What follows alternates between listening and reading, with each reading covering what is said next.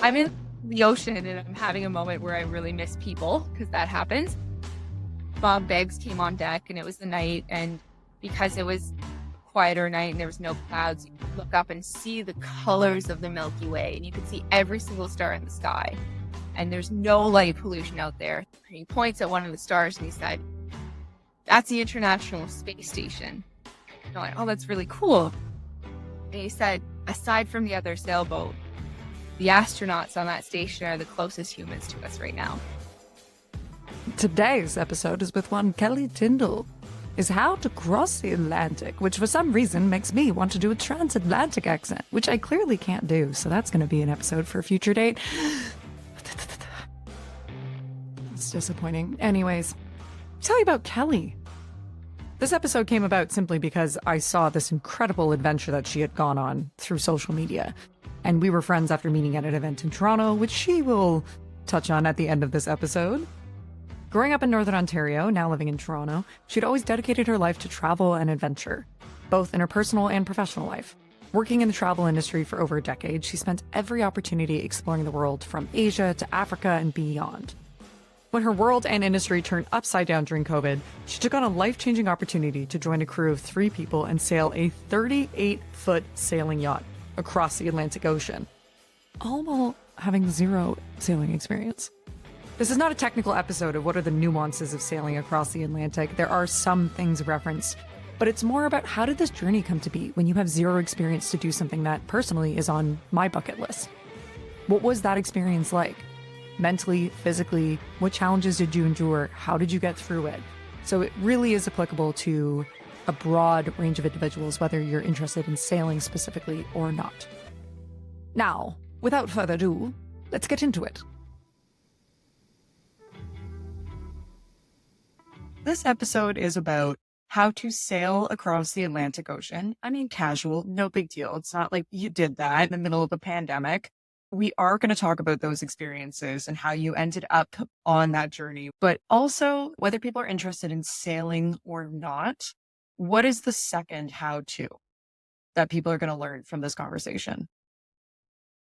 I think it's just how to finally be yourself and be open and honest with yourself. My 500 square feet was actually 42 feet of a sailboat, 18 days without Wi-Fi. I think every single person was faced with a challenge this year that they had to fight through and overcome. And I think that's really important. One of the words you used before we actually hit the record button was how to say yes to things that you don't think you can do. And knowing that you have so much more in you to tackle these challenges. Sometimes stuck in our comfort zones, we don't take on challenges that can bring more out of us and that can turn us into these people that we don't even recognize with these strengths. When this challenge arose and someone said, "Okay, do you think that you could jump on this crew and sail across the Atlantic?" My first instinct is no. That's not me. I'm not even a sailor. I have a weak sailing experience. Who do I think I am? But because of COVID, I had lost my job. I didn't know what I was going to be doing. My social life for this world of downtown Toronto had been put on pause. And so I called my mom and I said, "Hey, I have this crazy adventure opportunity that just arose from this company I've been helping with the marketing for. Is this something that I should do?" She went, "You got nothing better to do right now, so might as well say yes to those opportunities that aren't who you are so that you can learn who you can be." And I think that's really fun and important for me.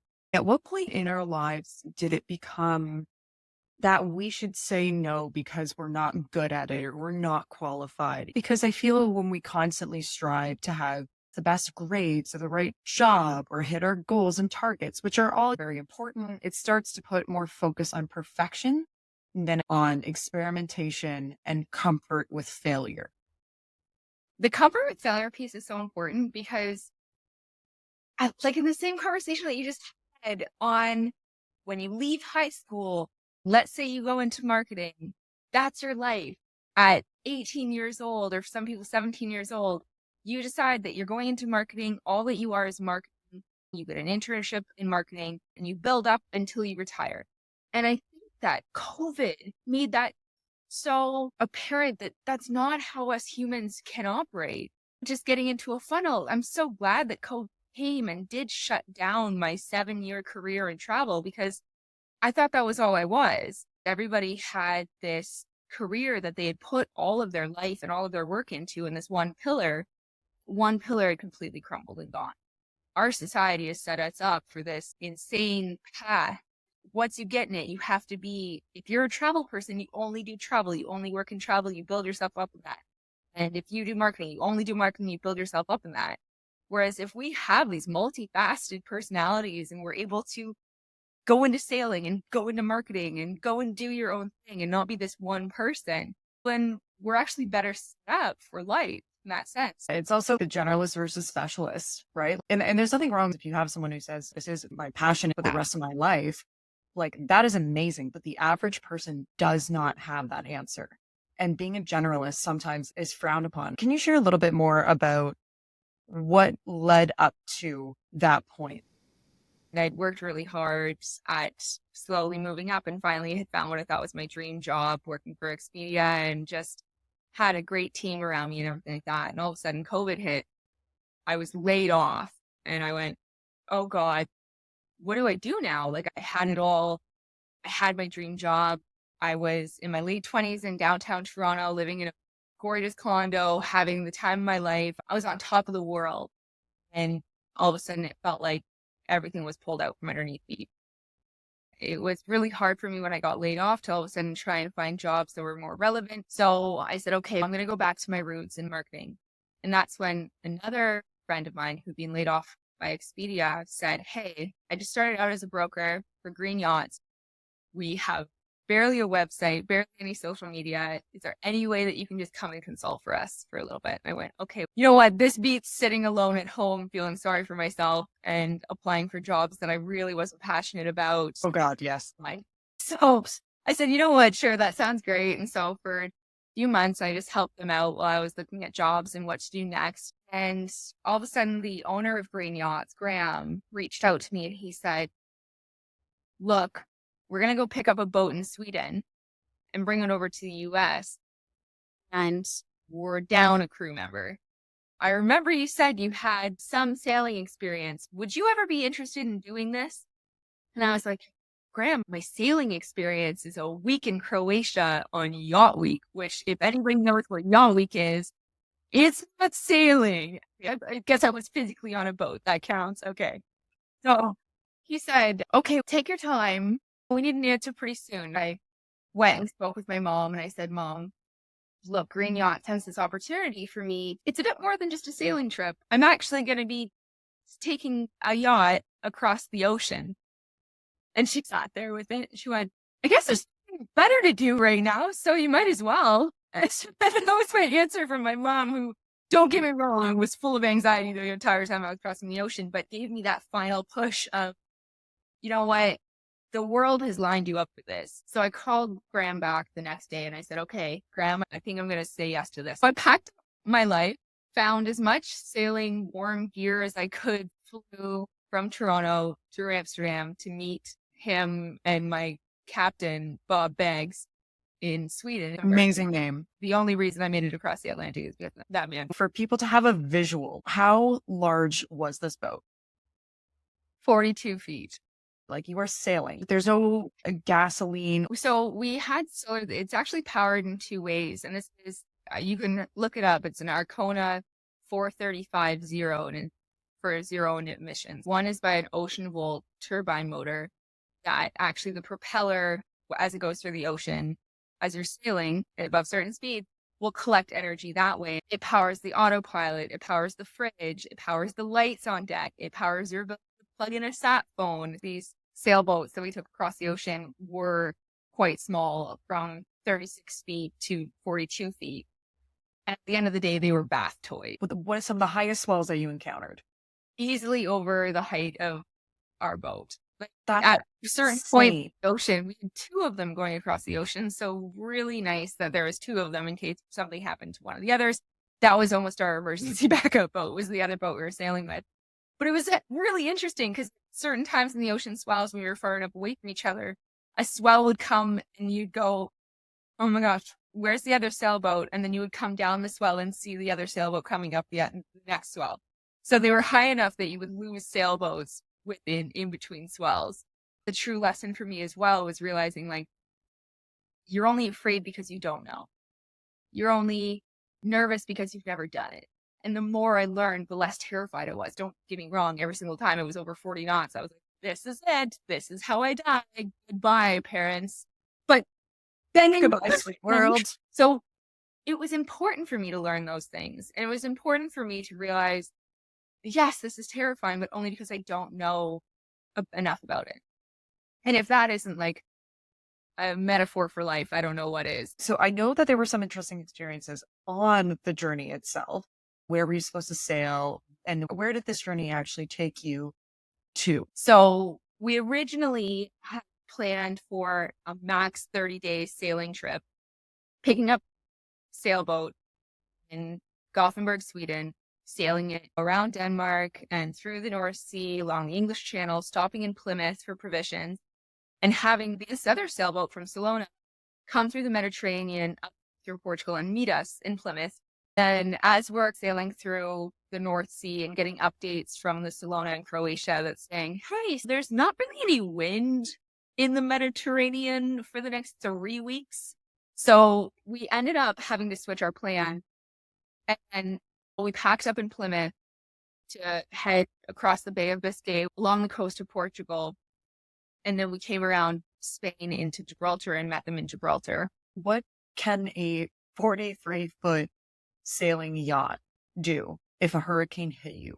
And if things did go wrong, what was the backup plan? Thankfully, my captain, Bob Beggs, was quite the pessimist. In true British form, he went through every single thing that could go wrong. So I'm sitting on this pontoon dock in Gibraltar as he's rolling out this emergency life raft and joking about how long I could survive on one of these things. And I was like, how long would you survive? And he's like, oh, about 14 days. And I was like, what about me? He's like, probably 2 days. What? He's like, well, you're just not used to this. You wouldn't know how to provision water properly, and you wouldn't know how to take sips and not know how to do, and to calm your heart rate so that you're not pumping your blood as fast and you're not needing more energy. Because I was like, oh my God, I'm not ready for this at all. I was like, oh, you're kidding. He's like, no, I'm British. Bad humor. Like, that's it. That's it.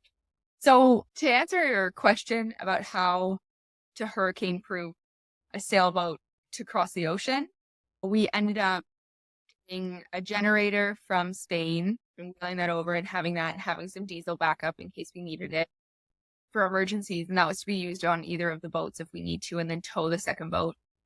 We were able to get plywood planks that we stored underneath the bunks in the cabins so that we could board up all the windows in case some of the windows got smashed. We had storm sails, which are actually smaller, tougher sails so that it catches less wind, but you can still control the direction of the boat a little bit. At the end of the day, there's nothing you can do. You come into a hurricane, you batten everything down, you take down all the sails, and you just ride it out. That's all you can do. And you're going to be taken wherever that storm, wherever that hurricane wants to go. So, and just hope and pray you don't get swept into another boat or... Well, you're in the middle of the ocean. If there's another boat in the ocean, that's like... Well, I think about the one nearby you, right? Like you're traveling. Yeah, exactly. It's like a heaven forbid situation. Yeah. So, but you want to, and that's it, is you need to keep that boat close to you because the only connection you have is by radio waves and AIS signals, which are barely strong enough within 20 nautical miles of each other. So having to keep an eye on that other boat in a hurricane and everything like that, there was just 1,000 ways to go wrong. And thankfully, none of them happened for us, which was just a blessing in disguise. But knowing what to do and knowing how to hurricane proof and everything like that, and planning for the worst, hoping for the best, is definitely the way that we went into that. It was Canary Islands that we picked up our last provisions before we went across. And I'm provisioning for, a 20-day journey if all things go well. But you have to provision for a 40-day journey. Because if there's no wind for 2-3 days, well, that doubles your time right there. I was in the Canary Islands and I was on the docks and I was talking to this older Swedish sailor who had crossed the ocean before with his wife.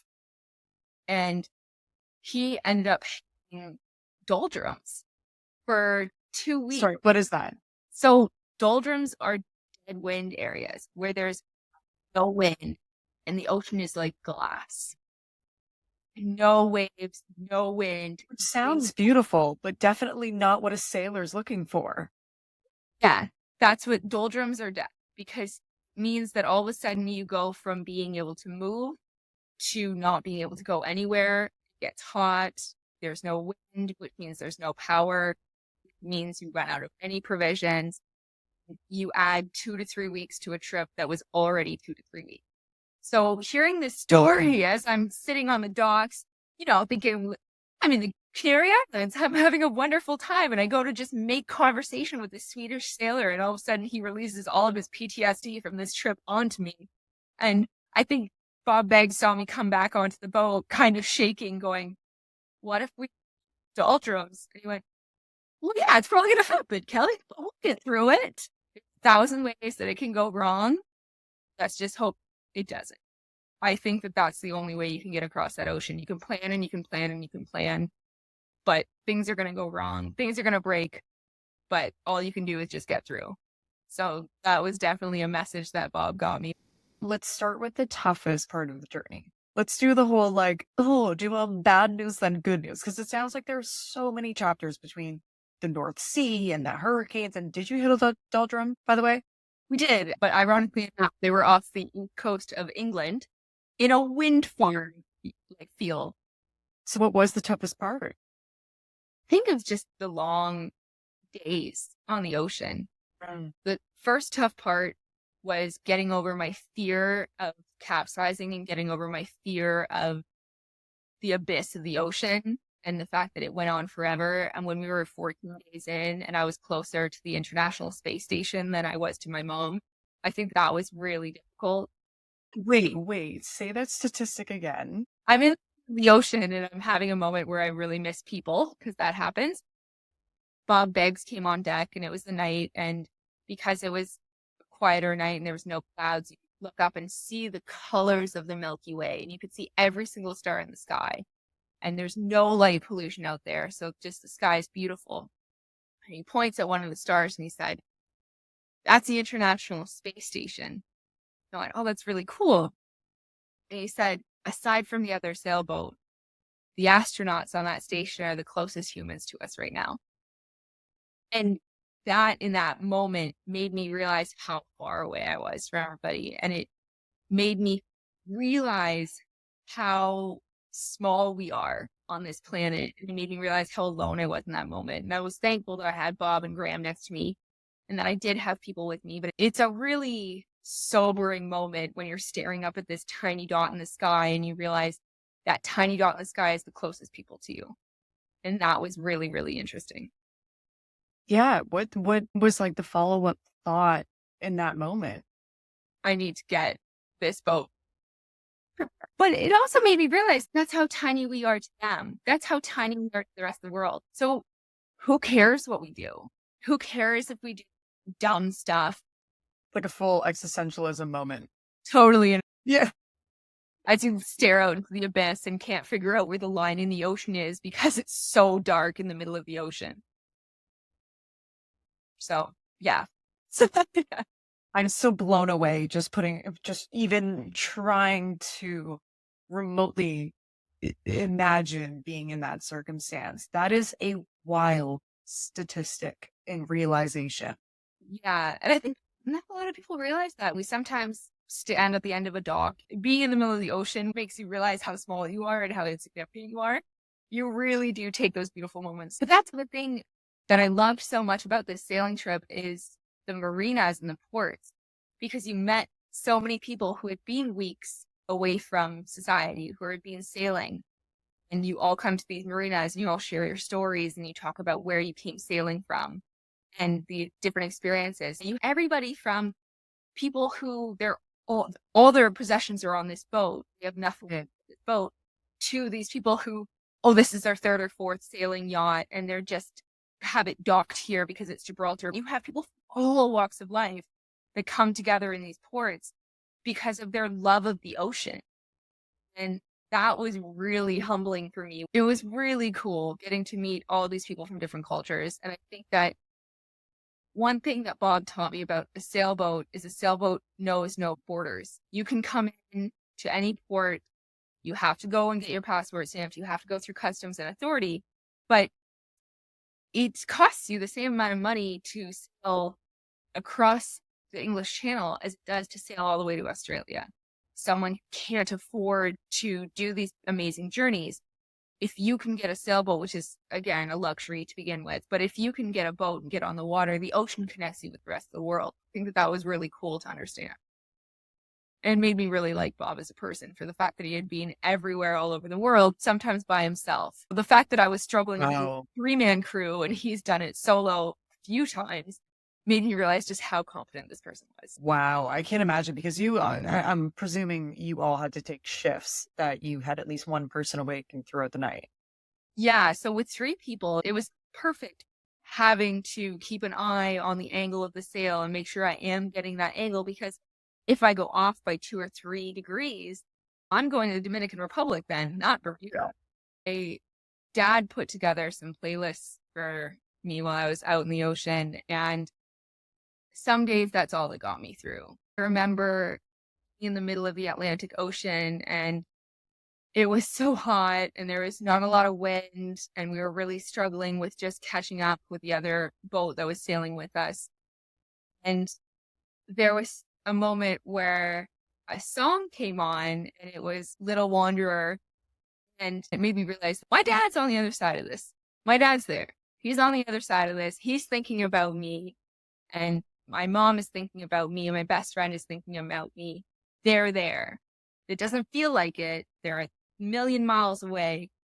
They're there. Knowing that people are there for you and thinking about you and they love you is what gets you through days of sameness, days of seeing the same ocean, days of doing the same degree change, days of having the same meal that I've tried to recycle and make different every single time.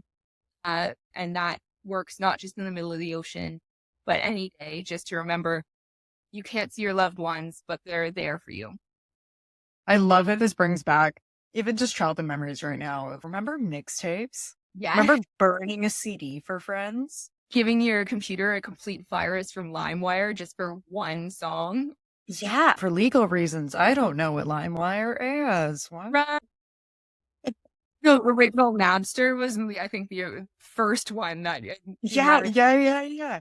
24 hours for one song sounds like a plan. We just download that. The beauty of those little moments of creating something as simple as a playlist for someone you care about, especially maybe it's a friend that moved away or you're having a hard time, like whatever it might be. It really is the little things that can get you through sometimes. I'm glad that we're talking about this now when it's been a while since I've been on that boat, because you need to continuously remind yourself of that. And that you aren't just doing this life for nothing. You're doing this life because you have people who love you and that you're not alone in this. When I was looking up at the International Space Station, so alone in the middle of the ocean, it was good to remember my dad is looking at that same starscape as I am.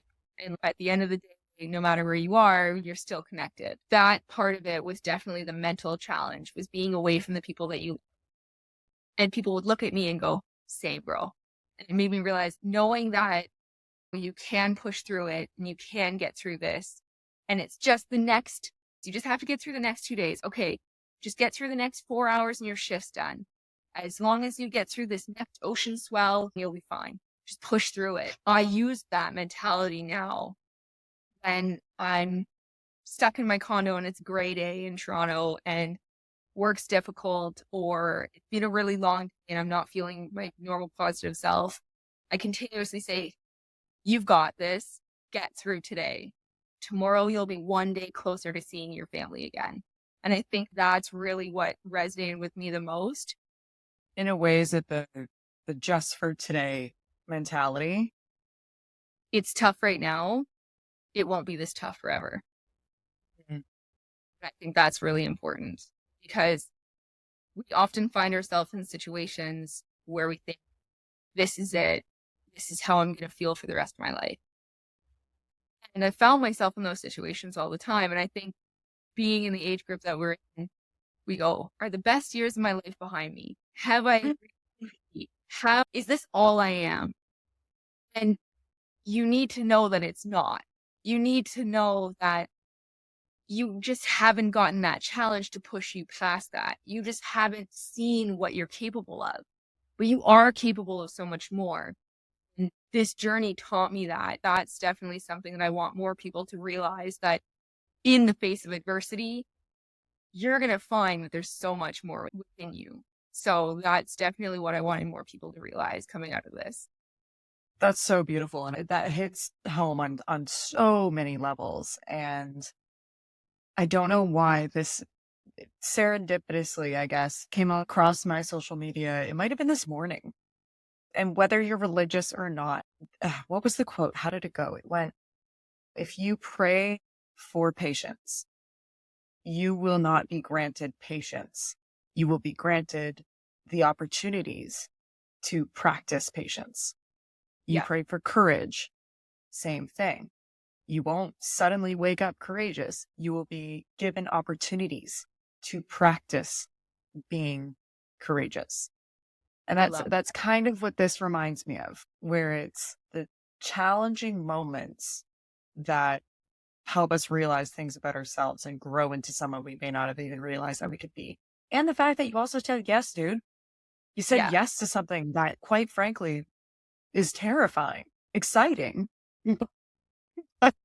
And people told me not to do it. People said, I don't think you should do that. What made you not listen then? I think it was the fact that I was so broken. I wasn't going to use that word, but I was mentally broken. And I was so at the bottom of my barrel as far as thinking, and me going, I don't think that there's much of a future, so I might as well take a chance on this. And that's why I'm so thankful for the fact that this world that I had set up, that I had created for myself, that I thought was perfect and I thought was on top of the world, had come crashing down, because I never would have taken this opportunity. I never would have said, I've got nothing left to lose, so I might as well jump on this. And that's when I think people really truly find themselves. I know that my mom always had this analogy where it says, when you're at the end of your rope, tie a knot and hang on. And I remember laughing about that and being like, oh, that's quite morbid. And then realizing, no, that's so important when you find the end of it, because it realizes like, okay, I've got this now and I can handle anything because I've found the end of my rope. So I might as well build from here. I think it's definitely important to realize in the face of adversity, like you said, I'm not going to learn courage sitting here by myself. I'm going to learn courage by getting in moments that scare me and in moments that challenge me. And I remember I was talking to someone about the journey and they said, oh God, did you ever cry? And I remember saying, did I ever not cry? Is that more the question you should be asking? Were there days where you didn't cry? A few, but I was mainly crying a lot. It was a mix of exhaustion. It was a mix of fear. And it was just this overall caving in. What am I doing? Who am I trying to be? Who am I doing this for? Why would I do this? Why would I say yes to this? And second guessing all these things. And it proved to me that in the moment, I didn't realize how much I was going to learn from it. In the moment, I thought I was an insane person to sign up for this. And I am not the person who does these wild adventures. I'm the person who sits at home and watches Netflix and gets Uber Eats. This is not who I am. And I'm so glad, though, that I did, because it proved to me that I am that person, that I can be that person. And I think if this situation hadn't shown itself, I may not have ever learned that. If there would be one lesson that you took away from this experience that other people could either maybe learn by you sharing that, or maybe they have to learn that on their own, what would that advice, lesson, or direction be? Hold on to the people that you love for 1 minute longer when you have them, and call them and have a little bit more conversation that you would normally have. Don't be afraid to love harder, and don't be afraid to be more of who you are, because this pushing through and half hiding ourselves so that we fit in with society is really not how you need to go through life. If you want to live to your truest self, be your truest self. Who I am exactly right now in this moment is enough, is the message that I took with me at the end of this journey. I love that. We covered a lot. I feel like you wanted to talk about provisioning and about selling and reefing in sales and what to do when you hit 40-knot waves and things like that. And we didn't. Like, this isn't a sailing podcast, right? Like, for the majority of people, myself included, I think it is definitely more about you did an incredible journey that a lot of people haven't and they may never do.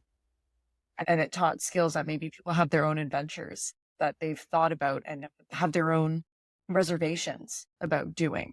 Because they played this story in their head of saying, that's not me, I can't do that. My parents have never done it, so I'm not going to do it. Or I'm not strong enough to do that. Or I'm not rich enough to do that. Or I'm not smart enough to do that. This other human in our brain that tells us that we're not enough needs to be continuously challenged. Stop the negative self-talk for a second and show you that you are amazing, that you are who you are. And that's why I love following you on social media, is because you are the person who says, I'm not too sure about myself either. I have days where I don't think I'm enough. And I have days where I really struggle. And I think that showing a lot of people look up to you or think you're the best version of what they want to be, and they realize, oh, this person that I thought was the ultimate version of that is even saying that they don't feel confident. It makes them realize how much they're the same. And at the end of the day, we all feel like we're walking around being frauds in our own journeys. Absolutely. All imposter syndrome saying that. Yeah, and that means the world with you saying that, because we all have our own versions of imposter syndrome, and even for me, for you to kind of share that that's something on social media you've noticed is something I feel I don't even do enough of breaking down reality. So that means the world. Thank you. You're welcome. Keep doing it. Obviously, it's working. So if people wanted to find you on social and follow the next adventure of Kelly Tyndall. Yeah, everybody asked me that. They're like, so are you writing a book on? Did you write while you were on the boat? Did you take notes while you were on the boat? And I look at them and go, eat between trying to survive? I have a bottle of the tears saved. Yes, let me just. There was all salt water, but there was that. I want to mention this, but there was a New Yorker cartoon, and it was so ironic. It was man in a rowboat in a storm in the ocean, and he had a book and a pen and everything. He's obviously just trying to survive. And quote at the bottom in true New Yorker cartoon fashion said, "So I guess it's about time for you to write that book then." And it resonated with me because of my own experience on the ocean, but it also resonated with everybody in COVID who's trying to learn how to cook, who's trying to learn a new language, who's trying to learn a new course in their career, who's trying to do all these things because they have the time to do it. Meanwhile, they're that guy on a rowboat in the middle of the ocean just trying to survive. Oh, you've got time to write that book now, as he's struggling in this rowboat getting through the ocean. I was like, I feel you, bro. It's so true. And we've all been guilty of asking that question at times too. Yeah, exactly. I think that I've been in so many meetings where somebody's, so what have you been doing lately? And it feels awful to say that as a human. Yeah. Be productive, and we're made to be this successful human, go traveling and going adventuring, that we all feel so uninteresting. And I think that it's really important to be like, I've been making it through my day. I went outside for a walk in the sunshine. It was wonderful. And it's like that, which is so minuscule compared to our old lives, is so powerful now. Stability and calm is underrated. Yeah. And I have to joke about this one moment that happened on the boat. And in true dry British humor, Bob loved it. But he's on deck and he's adjusting and switching the tack, which means that we're going keeling over one way with the wind pushing the sail this way. We switch the tack so that it flips it so the boat angle is now to the left and you're tacking the opposite way. I'm trying to cook dinner and the boat is going with the waves, and then on the stove that it's on.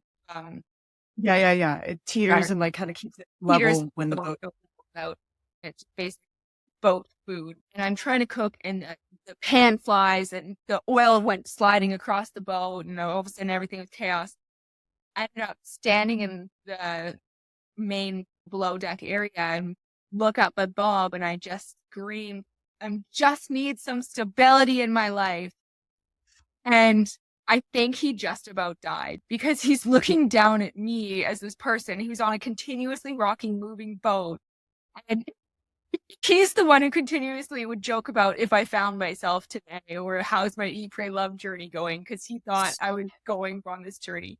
I just need to be stable. I need to find a husband and kids and everything like that. I just need stability. Meanwhile, I'm on a boat in the middle of the ocean trying to cook for these people as someone's on deck.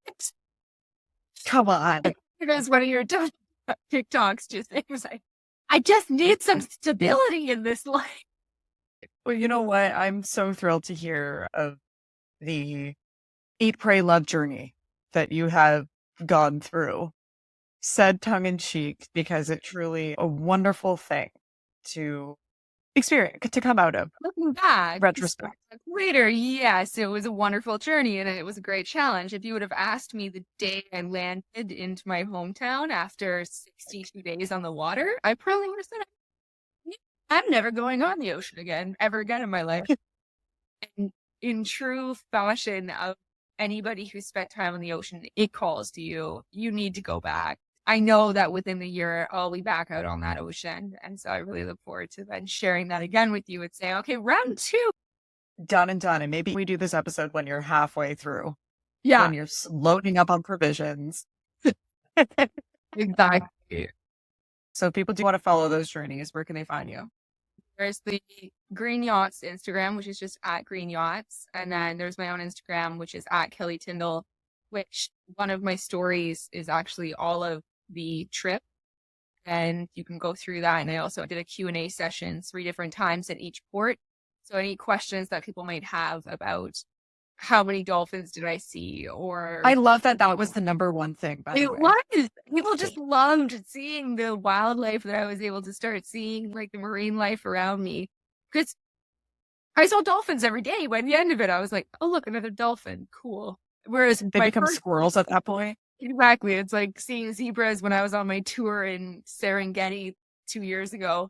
Whereas I'm on the boat and I was trying to get with a GoPro a video of the dolphins, and my captain was like, Cal, you're about to spend 60 days with dolphins. You're good. So it's interesting to see what is so exciting and new for you ends up becoming such a norm.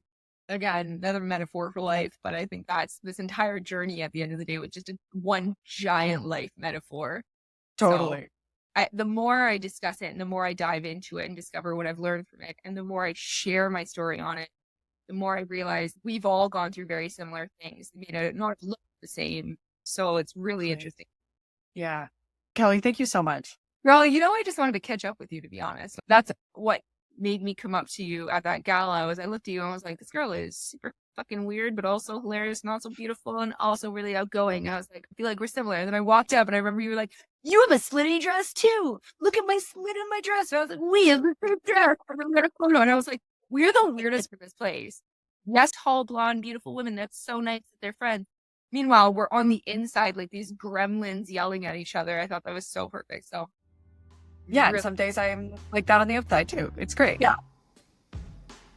Now, admittedly, this episode was filmed a little while ago, so thought I'd fill you guys in on some of the things that Kelly is up to since we've recorded. She's still living in Toronto, but working more on the fintech side of things within the travel industry. She's traveling and exploring the world, where her latest adventure was exploring the islands of the Seychelles off the coast of Africa last month. You can follow along with her upcoming adventures at Kelly Tyndall on Instagram. That's at KellyTyndall.